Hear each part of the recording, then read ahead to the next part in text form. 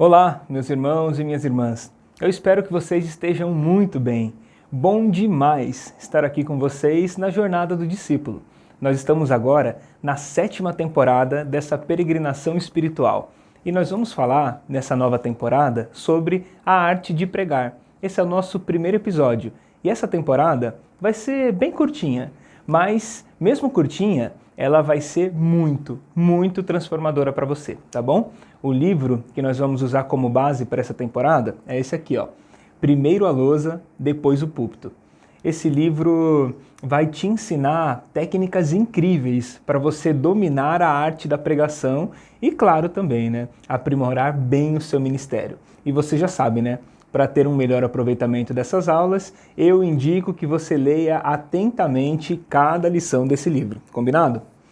Eu quero começar essa aula te falando algo muito interessante e você precisa de muita atenção para conseguir captar essa lição. Olha só, quando nós falamos de contextualização bíblica, nós estamos falando de uma compreensão plena das Escrituras, a partir de todos os seus contextos. Então, quando eu faço uma leitura bíblica, eu preciso conhecer o seu contexto imediato. Eu preciso conhecer o seu contexto histórico, o contexto social, o econômico, o cultural e tudo isso. Porque tudo isso vai compor a minha visão final sobre o texto. E aí, claro, vem aquela célebre frase da hermenêutica bíblica, que cabe bem aqui para o que a gente está falando, né? A frase diz o seguinte: texto sem contexto é pretexto, e pretexto para heresia, né? Essa falta de ênfase sobre o contexto faz com que a fé cristã se torne, em muitos momentos, confusa e também difícil de discernir. Fala a verdade, vai. Às vezes você vai em uma igreja e ouve uma coisa.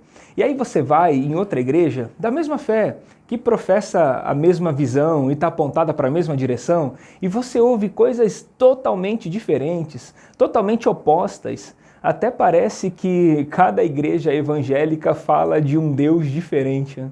Então, o que é que significa, na verdade, esse contexto?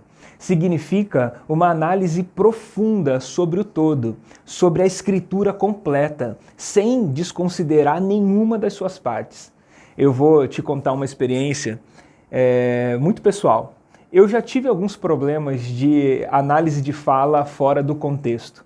Pessoas que pegaram uma frase que eu falei em uma pregação de 50 minutos e, sem considerar o contexto do que eu dizia, colocaram nos meus lábios palavras que eu falei, mas que eu nunca disse. Calma aí, eu vou explicar isso melhor para você. Nem tudo o que eu falei foi necessariamente o que eu disse. Porque para você entender o que eu disse, você precisa considerar o todo.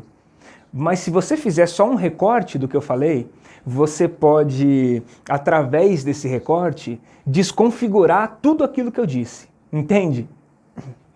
Para ficar melhor de entender, olha só. A Bíblia, ela tem 2 testamentos, o Antigo e o Novo. É o primeiro e o segundo testamento. Eles são divididos em 1189 capítulos e tem mais de 31 mil versículos, dependendo aí, claro, da versão que você usa. Agora, pegar um único versículo para criar uma doutrina, uma lei, uma regra, uma imposição, é usar aquilo que Deus falou, só que fora do contexto do que Deus disse, entendeu? Porque o que Deus disse está contemplado em um contexto geral. Então, para saber o que Deus disse, você precisa considerar o todo e não só uma parte. Então, meu irmão, presta atenção no que eu vou te falar. E eu vou explicar isso para você direitinho, não precisa ficar angustiado não. Nem tudo o que Deus falou é necessariamente o que Deus disse. Entende? Tem um monte de gente por aí pegando aquilo que Deus falou e tirando do contexto do que Ele disse. É por isso que às vezes nós estamos ouvindo daquilo que está escrito, mas aquilo que nós estamos ouvindo não é necessariamente a palavra verdadeira de Deus, entende? Porque, embora nós usamos um versículo para frasear aquilo que nós estamos falando, só que aquilo está totalmente descaracterizado do que realmente é. Quer ver um exemplo? por que que algumas denominações cristãs adotaram o uso do véu como prática de fé? Essa ideia não surgiu do nada. Ela não foi uma ideia aleatória. Ela foi tirada da Bíblia. Em 1 Coríntios capítulo 11, o apóstolo Paulo vai dizer que é vergonhoso para a mulher ter o cabelo cortado. E por isso ela deve cobrir a cabeça com um véu. Só que isso acabou virando uma doutrina de igreja. Acabou virando uma regra, um pré-requisito. A pergunta é, por quê? Será que realmente isso é coerente? Será que realmente isso é necessário? Eu vou te contextualizar dessa situação e você vai perceber o quanto é danoso para nós conduzir sem conhecer. Olha só como foi que nós criamos essa doutrina do véu. A cidade de Corinto é uma cidade portuária e por isso é uma das grandes metrópoles do mundo antigo. Por causa do porto, Corinto é também uma rota estratégica para acessar todos os outros lugares do mundo antigo. E por isso, muitas pessoas embarcavam e desembarcavam na cidade todos os dias.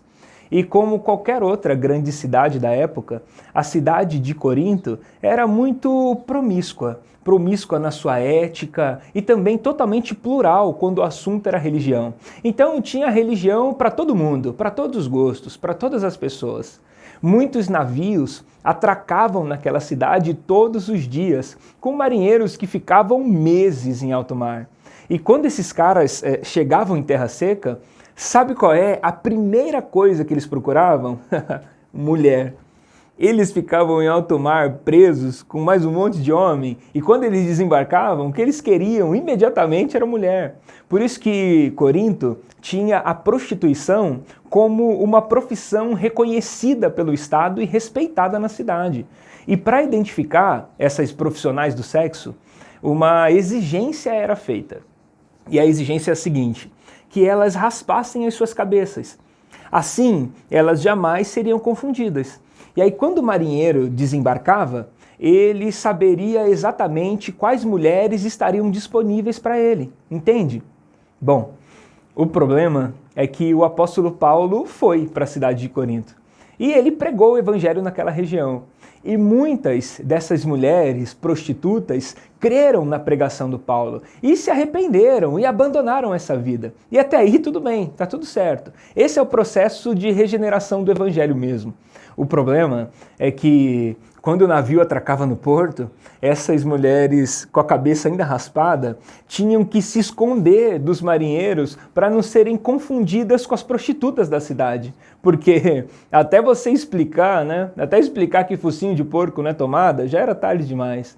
Então, imagina elas tentando explicar para um marinheiro que já estava mais de 10 meses em alto mar: ah, meu senhor, eu não sou mais prostituta, eu já fui um dia, viu? Mas hoje eu não sou mais, porque um tal de Paulo chegou aqui na cidade, ele é apóstolo de Jesus, pregou o evangelho para mim, eu me converti, acreditei, sem chance, isso não ia acontecer. Então, o Paulo, para resolver um problema pontual daquelas mulheres, faz uma sugestão. Enquanto o cabelo de vocês, que é o seu véu natural, ainda não cresceu, usem um véu na cabeça. Porque é uma desonra para a mulher ter o seu cabelo curto. E por que era desonra? Porque a mulher com cabelo curto era uma prostituta. Então, olha como é simples a compreensão, meu irmão. O problema nunca foi cortar o cabelo. O problema é o que aquilo representava dentro daquele contexto imediato. Então, é necessário conhecermos todo o contexto imediato para não corrermos o risco de ficar barrado naquilo que Deus falou, mas que não foi necessariamente o que ele disse, entende? Porque assim nós corremos o risco de produzir doutrinas e gerar regras, de criar caminhos que não são os caminhos que as Escrituras nos conduzem. Consegue entender? Bom, é por esse caminho que nós vamos seguir para falar sobre a arte de pregar. No nosso próximo encontro, eu quero compartilhar com você como é que nós podemos fazer para montar uma estrutura de sermão. Nós vamos montar sermões temáticos, sermão textual e sermão expositivo. A aula vai ser muito, muito, muito boa. Então, se você estiver pronto, se estiver preparado, aperta o play aí e vem aqui comigo.